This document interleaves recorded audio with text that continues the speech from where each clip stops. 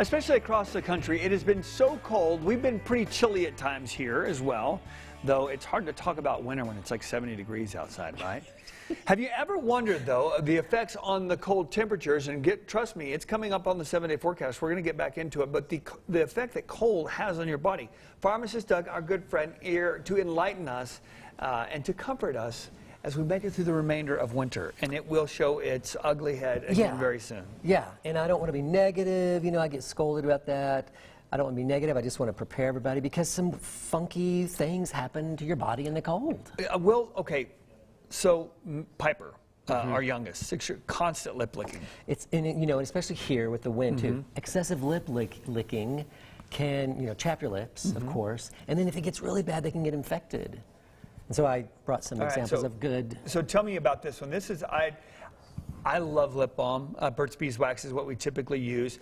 Tell me about Cordybalm. So this is not for everyday use, in my opinion. It's hydrocortisone. And for so your it's lips? good, yeah, for your lips. And so if you got a really bad chap going on, it's not antibacterial, but that's going to help calm that down again, and you can go back to your regular, just moisturizing type lip thing. You kind of have to keep it on you at all times around here. That's one of the things about living here on the high plains. It's so dry. We've got to do it. What about when it gets so cold your teeth hurt? Yeah, it's true. It's just like when you drink something really cold, and so people who might have a hairline crack in their tooth or something, they can feel that wind, like you breathe in and out, so that really cold wind can come in. It can happen. All right. How about high blood sugars? Okay, this is really interesting and really important. So when the temperature changes, really super hot, super cold, the cortisol changes in your body. And I talk about that all the time on here. So the cortisol, when that changes, that's going to affect your blood sugar. Okay. Yep.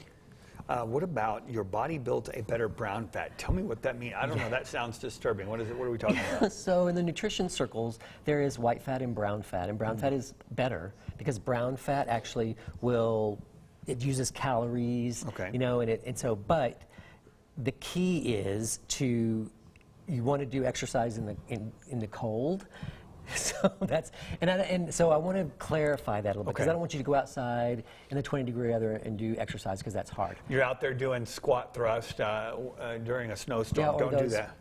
Plank things you were doing the other day. No, those are terrible. So this is what I'm talking about. If you swim in a pool, that is going to decrease your body temperature just a little bit. Just enough to do that extra work to help you lose weight. But I'm going to warn you, it's really, really important. You do that, you will be hungry like you've never been before.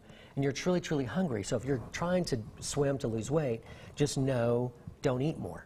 Because you will want to eat more. Well, during the winter, is it true that we burn more calories? We certainly do. Okay. We do.